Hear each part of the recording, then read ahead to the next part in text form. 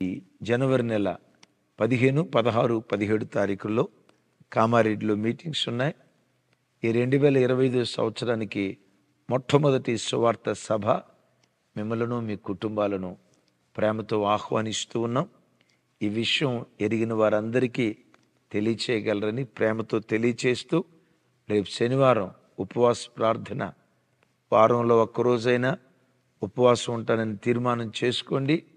5వ తారీఖు మొట్టమొదటి ఆదివారం, 2025 సంవత్సరానికి మొట్టమొదటి ఆదివారపు దినాన 5 నిమిషాలు ముందుగానే ఆరాధనకు వెళ్ళండి. ఆరాధన ఆశీర్వాదకరంగా జరిగేటట్లుగా ముందుగా వెళ్ళి మందిరంలో ప్రార్థన చేయండి. శనివారమే సిద్ధపడాలని ఈరోజు మీకు చెప్తూ ఉన్నాను. Thank you. మంచిది. ఈ దినం పరిశుద్ధాత్ముడు మీతో పంచుకోమని నా హృదయాన్ని పురికొల్పుతున్న ఓ దివ్యమైన సందేశం. నూతన సంవత్సరంలో అడుగుపెట్టాం కదా. ఈ నూతన సంవత్సరం నా బ్రతుకు ఎలా ఉండబోతుంది, నా కుటుంబం ఎలా ఉండబోతుంది, నా పిల్లల భవిష్యత్తు ఎలా ఉండబోతుంది, నా ఆర్థిక విషయాలు ఎలా ఉండబోతూ ఉన్నాయి, నా ఆధ్యాత్మిక జీవితం, నా ఆర్థిక స్థితిగతులు, నా ఆరోగ్య పరిస్థితులు ఎలా ఉండబోతున్నాయి, నా దేవుడు అసలు ఈ సంవత్సరం నన్ను గూర్చి ఏం ఉద్దేశించాడు ఆలోచిస్తూ ఉన్నావా? ఈ సంవత్సరం నిన్ను గూర్చి, నీ కుటుంబాన్ని గూర్చి, నీ పిల్లలు గూర్చి దేవుడు ఉద్దేశించిన సంగతులు మీతో పంచుకోమని నా హృదయాన్ని పురికొల్పిన మాట ఇర్మియా గ్రంథం 29వ అధ్యాయం 11వ వచనం. నేను మిమ్మల్ని గూర్చి ఉద్దేశించిన సంగతులను నేను ఎరుగుదును. రాబో కాలమందు మీకు నిరీక్షణ కలుగునట్లు అవి సమాధానకరమైన ఉద్దేశములే గాని హానికరమైన ఉద్దేశములు కావు. ఇదే యెహోవా వాక్కు. Praise the Lord. ఈ మాట ఈ సంవత్సరం మనందరి జీవితాల్లో దేవుడు స్థిరపరుచునుగాక. ఆ కాలంలో ఇశ్రాయేలు ప్రజలతో దేవుడు మాట్లాడుతున్నాడు. మిమ్మును గూర్చి నేను ఉద్దేశించిన సంగతులు నేను ఎరుగుదును. రాబో కాలంలో, అదే 2025 సంవత్సరంలో నిరీక్షణ కలుగునట్లు సమాధానకరమైన ఉద్దేశాలే నేను ఉద్దేశించాను కానీ అవి హానికరమైనవి కావు. ఇదే యెహోవా వాక్కు. తమ్ముడు, చెల్లి, 2025 నిరీక్షణకరమైన ఉద్దేశాలు దేవుడు ఉద్దేశించాడు. సమాధానకరమైన ఉద్దేశాలు దేవుడు ఉద్దేశించాడు. క్షేమకరమైన ఉద్దేశాలే దేవుడు ఉద్దేశించాడు. నువ్వు నెమ్మదితో, ఆశీర్వాదంతో, ఆరోగ్యంతో బ్రతికే ఉద్దేశాలే ఉద్దేశించాడు కానీ కీడుకరమైన ఉద్దేశాలు నీ దేవుని మనస్సులో ఒక్కటి కూడా లేదు. దేవుని రాయబారిగా వాక్యపు వెలుగులో చెప్తూ ఉన్నాను. ఇంకొంచెం లోతుగా చెప్పాలంటే 2024లో నువ్వు అనుభవించిన ఆశీర్వాదం కంటే 2025లో రెట్టింపు ఆశీర్వాదం నువ్వు అనుభవించబోతున్నావు. రెట్టింపు దీవెన, రెట్టింపు మహిమ, రెట్టింపు అభిషేకం, రెట్టింపు కృప, రెట్టింపు తలాంతులు, రెట్టింపు ఆర్థిక స్థితిగతులు ఈ సంవత్సరం నువ్వు అనుభవించబోతున్నావు. మీరు అనొచ్చు, అన్నయ్య ఇది మీకు ఎలా తెలిసింది? రాత్రి దేవుడు ఏమైనా కలలో మీకు చెప్పాడా? దర్శనమే మీకేమన్నా బయలుపరిచాడా? కల కంటే, దర్శనం కంటే నా దేవుని వాక్యం శ్రేష్టమైనది. వాక్యంలో రాయబడిన దివ్యమైన సంగతి ఏంటో తెలుసా? సంవత్సరములు జరుగుచుండగా యెహోవా నీ కార్యములు నూతన పరుచుచున్నావు. లేఖనాల్లో రాయబడిన మాట. ఆమేన్. సంవత్సరాలు జరుగుచుండగా 2024లో జరిగించిన కార్యాల కంటే యేసు నామం పేరిట ఈ ఏడాది ఒక నూతన కార్యం నీ బ్రతుకులో దేవుడు జరిగించబోతున్నాడు. 2024లో దీవించిన దానికంటే రెట్టింపు దీవెన నీ జీవితంలో దేవుడు ఈ సంవత్సరం అనుగ్రహించునుగాక. సుమి, సమాధానకరమైన ఉద్దేశాలే, క్షేమకరమైన ఉద్దేశాలే, నిరీక్షణ కలిగిన ఉద్దేశాలే ఉద్దేశించాడు. ఓ మాట చెప్పంటారా? నీ పట్ల నా పట్ల దేవుడు ఉద్దేశించిన ఉద్దేశాన్ని ప్రపంచంలో ఎవ్వడు రద్దు చేయలేడు. ఎవ్వడు రద్దు చేయలేడు. యెహోవా తీర్మానం స్థిరమైనది. బైబిల్లో కీర్తనల గ్రంథంలో చక్కటి మాట రాసి ఉంది. కీర్తనల గ్రంథం 33వ కీర్తన 10-11 చరణాలు. అన్యజనుల ఆలోచనలను యెహోవా వ్యర్థపరచును, జనముల ఆలోచనలను ఆయన నిష్ఫలముగా చేయును. యెహోవా ఆలోచన సదాకాలము నిలుచును, ఆయన సంకల్పములు తరతరములు ఉండును. ఆమేన్. అటు అన్యజనుల ఆలోచనలు కానీ ఇటు ప్రజల ఆలోచనలు కానీ వ్యర్థమైపోతాయి, నిరర్ధకమైపోతాయి. మనుషుల ఆలోచనలు వ్యర్థమైపోతాయి, నిరర్ధకమైపోతాయేమో, కానీ దేవుని ఆలోచన సదాకాలము నిలుస్తుంది. ఆయన ఉద్దేశాలు తరతరాలు జరుగుతూ ఉంటాయి. ఆమేన్. దైవజనమా, దేవుని ఉద్దేశాన్ని ఎవ్వడూ రద్దు చేయలేడు. ఈ సంవత్సరం నిన్ను గూర్చి ఉద్దేశించిన ఉద్దేశం నీ వెరుగదు. దేవుని ఉద్దేశాన్ని ఎవ్వడూ రద్దు చేయలేడు అనేదానికి బైబిల్లో గగ్గురు పొడిచే 2 సంఘటనలు చెప్తాను. అవి గుర్తొస్తే దేవుడు ఎంత భేకరుడు కదా బాబోయ్. దేవుడు తన ఉద్దేశాన్ని ఎంత అద్భుతంగా రైట్ రాయల్గా దేవుడు జరిగిస్తాడో కదా. ఒకంత విస్మయాన్ని, ఒకంత ఔరా దేవుడు ఎంత అద్భుతమైన వాడో కదనని నిశ్చేష్టులమై ఆశ్చర్యపడే ఓ సంఘటన. ఎస్, యోకెబేదు అమ్రాముల కుటుంబంలో నుంచి పుట్టిన మోషే ద్వారా ఇశ్రాయేలీలను ఐగుప్తు దాస్యత్వం నుంచి విడిపించాలనుకున్నాడు. అది 400 సంవత్సరాల కఠిన బానిసత్వం. విచిత్రం, సరిగ్గా అదే సమయంలో ఫరో మరణశాసనం జారీ చేశాడు. ఏమని చెప్పండి ఏమని మగబిడ్డలందరినీ చంపమని. సరిగ్గా అదే సమయంలో మోషే పుట్టాడు. వాస్తవంగా మోషే చంపబడాలి. ఫరో ఉద్దేశం, రాజు ఉద్దేశం.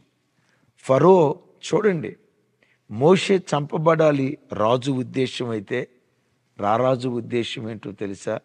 మోషే బ్రతకాలి.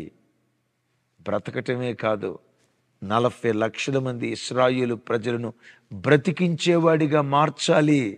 ఇది రారాజు ఉద్దేశం. రాజు ఉద్దేశం గొప్పదా? రారాజు ఉద్దేశం గొప్పదా?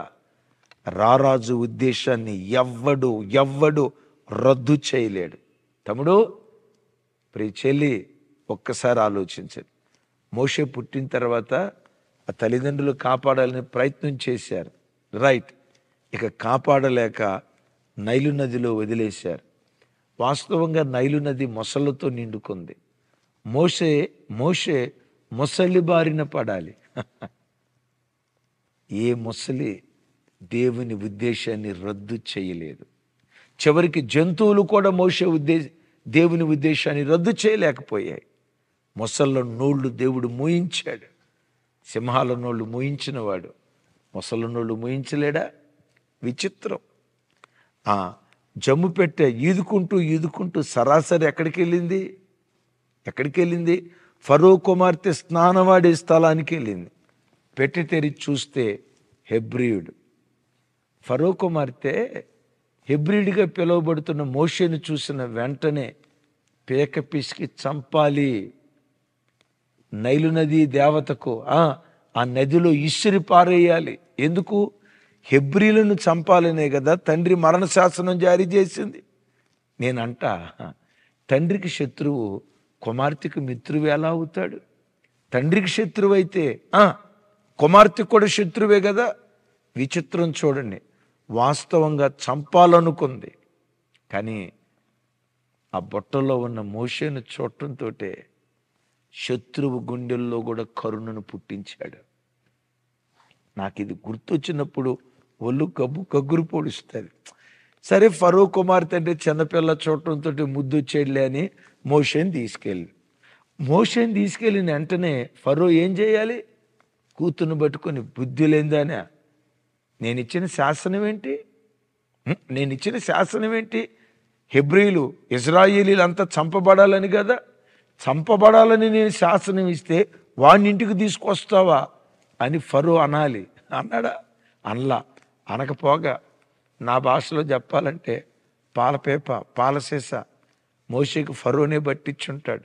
అదే Horlicks, Boost, Bournvita, junior Horlicks, senior Horlicks, ఇంకోటి ఏదో ఉంటుంది కదా, సెర్లాక్ కూడా మీరు అడుగుతారేమో, అన్నయ్య ఆ రోజుల్లో సెర్లాక్ ఉందా అని. సెర్లాక్ లేకపోయినా పిల్లలకు పెట్టేది ఏదో ఉండి ఉంటుంది కదా, డెఫినెట్గా ఫరో పెట్టి ఉంటాడు. ఫరో తినిపిస్తా ఉంటే దేవుడు అనుకొని ఉంటాడు ఆకాశం నుంచి, రే ఫరో, నీ ఇంటికే పంపించా, నీ ఒళ్ళోనే పండుకోబెట్టా, నీ ఇంట్లోనే పెరుగుతున్నాడు, చంపాలనుకున్నా కదా, చంపు చూద్దాం. అసలు ఆ సన్నివేశం గుర్తొస్తే ఒళ్ళు కగ్గురు పొడుస్తుంది. అప్పుడు నాకు అనిపిస్తుంది యేసయ్య పాదాలు ముద్దాడాలని. ఎందుకో తెలుసా? దేవుని ఉద్దేశాన్ని ప్రపంచంలో ఎవ్వడు రద్దు చేయలేడు. తమ్ముడు, నీ పట్ల దేవుని ఉద్దేశం జరగకుండా ప్రపంచంలో ఎవ్వడు నీకు వ్యతిరేకంగా లేచిన, ఉద్యోగంలో లేచిన, కుటుంబాల్లో లేచిన, రక్త సంబంధికులు లేచిన, అన్నదమ్ములలో లేచిన, సేవక చివరికి నీ సంఘంలో లేచిన, నీ పట్ల దేవుని ఉద్దేశాన్ని ఎవ్వడు రద్దు చేయలేడు. మోషే పెరిగి పెద్దవాడే ఆ 40 లక్షల మంది ఇశ్రాయేలు ప్రజలను ఫరో బానిసత్వం నుంచి విడిపించలేదా? దైవ సంకల్పం మోషే ద్వారా దేవుడు జరిగించలేదా? అయితే ఒక చిన్న మాట, దేవుని సంకల్పం జరగాల్సిన సమయంలో జరగకుండా మోషే ఒక తప్పటడుగు, ఒక తొందరపాటు అడిగేశాడు, ఐగుప్తీయుని చంపటం. జీవితంలో ఎప్పుడు ఇంకా దేవుడు నన్ను ఆశీర్వదించలేదు, ఇంకా నాకు విడుదల దొరకలేదు, తొందరపాటు నిర్ణయాలు తీసుకోకు. దేవుని ఉద్దేశం తప్పకుండా ఈ సంవత్సరం నీ బ్రతుకులో నెరవేర్చబడబోతుంది. క్షేమం అనుభవించబోతున్నావు. సమాధానకరమైన సంగతులు ఈ సంవత్సరం దేవుడు చేయబోతున్నాడు. ఆమేన్. మరొక విషయం, యోధా గోత్రంలో నుంచి మరియా యోసేపుల ద్వారా లోకరక్షకుడైన యేసుక్రీస్తు వారు భూలోకంలోకి రావాలి. దేవుని ఉద్దేశం. దానికి తండ్రిగా యోసేపును, తల్లిగా మరియను దేవుడు ఏర్పరచుకున్నారు. యోసేపుతో మరియ ప్రదానం చేయబడింది.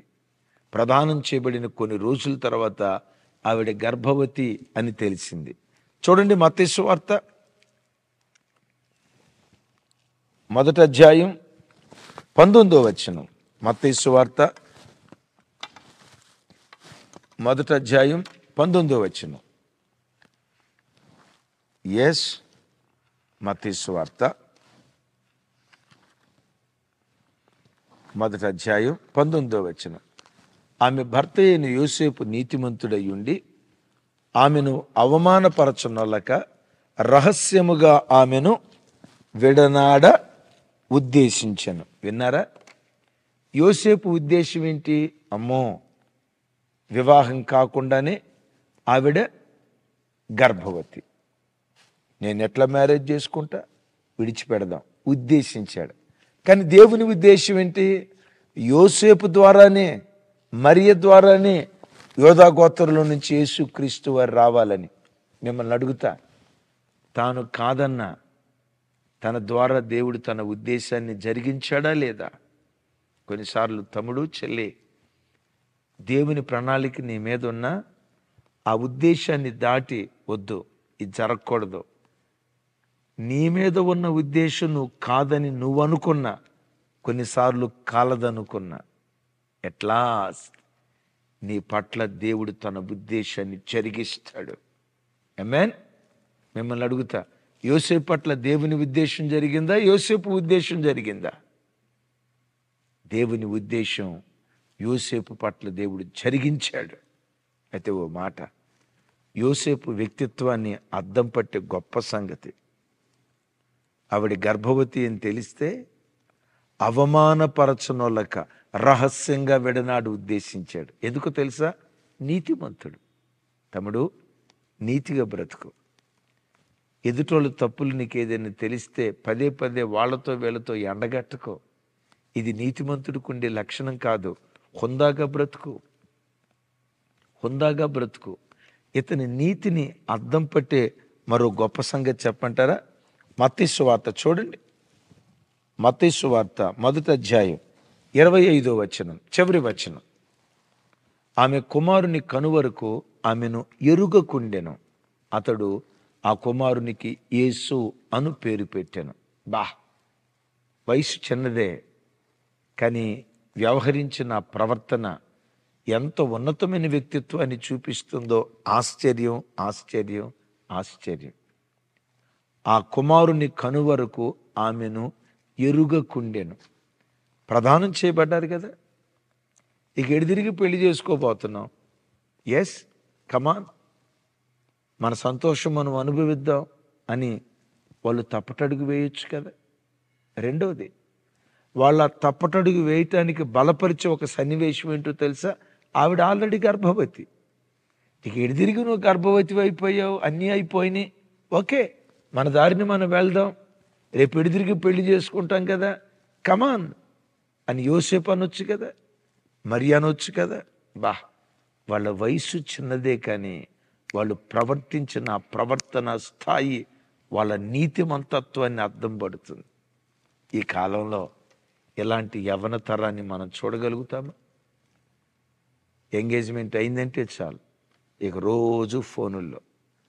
అంతవరకు ఓకే అనుకోండి, ఆ తర్వాత బండ్ల మీద తిరగటం, అంతవరకు ఓకే అనుకోండి లోకరీతిగా. ఆ తర్వాత ఎక్కడికి దిగుతున్నారు తెలుసా? ప్రీ వెడ్డింగ్ షోస్ అని అశ్లీలంగా ప్రవర్తిస్తూ, వివాహం కాకుండానే ఒకే గదిలో ఉండి దిగజారి రేపిడి తిరిగి వివాహం చేసుకుంటాం కదా, సహజీవనం అని చెప్పి దిగజారిన పరిస్థితుల్లో కొందరు బ్రతుకుతున్నారు. తమ్ముడా, చెల్లి, నీ పట్ల దేవుని ఉద్దేశం నెరవేర్చబడినట్లుగా పవిత్రంగా దేవుని సన్నిధిలో బ్రతుకు, నీతిమంతుడిగా బ్రతుకు, నిరీక్షిస్తూ బ్రతుకు. ఆమేన్. ఆఖరి మాట అద్భుతం. నీ పట్ల దేవుని ఉద్దేశాన్ని ఎవ్వడూ రద్దు చేయలేడు. ఆ ఉద్దేశాలు సమాధానకరమైనవి కానీ హానికరమైనవి కావు. అప్పటి కొన్ని హానికరంగా కనబడతాయి. విచిత్రం తెలుసా? నీ దేవుడు చేదులో తీపిని దాచిపెట్టాడు. తెలుసా నీకు? కీడులో మేడు దాచిపెట్టాడు. తెలుసా నీకు? నష్టంలో గొప్ప లాభాన్ని దాచిపెట్టాడు. ఎరుగుదువా ఈ సంగతి? చీకటిలో ఆశ్చర్యకరమైన వెలుగు దాచి ఉంచాడు. ఎరుగుదువా సంగతి? యోసేపు గోతిలో పట్టడం చేదే, కీడే. ఎస్, యోసేపు చెరసాలలో పడటం కీడే. అద్భుతం తెలుసా? ఆ చెరసాలలో సింహాసనం దేవుడు దాచిపెట్టించాడు. ఆమేన్. ఆ చేదులో మాధుర్యమైన జీవితాన్ని దాచిపెట్టించాడు. బైబిల్లో ఒక అద్భుతమైన సంగతి మీకు జ్ఞాపకం చేస్తాను. యోబు గ్రంథం 42వ అధ్యాయం 2వ వచనం. యోబు గ్రంథం 42వ అధ్యాయం 2వ వచనం. నీవు సమస్త క్రియలు చేయగలవనియు, నీవు ఉద్దేశించినది ఏదియో నిష్ఫలము కానేరదనియు ఇప్పుడు నేను తెలుసుకుంటుని. ఆమేన్. విన్నారు ఈ మాట? నీవు ఉద్దేశించినది ఏదియో నిష్ఫలము కానేరదని నేను తెలుసుకుంటుని. విన్నారా? యోబు పట్ల దేవుని ఉద్దేశం నిష్ఫలం కాలేదు. యోబు అనుకున్నాడు, సమస్తం కోల్పోయా, బ్రతుకంతా కీడే, ఇంత నీతిగా బ్రతిక ఎందుకు ఇలా జరిగింది అనుకొని ఉంటాడు.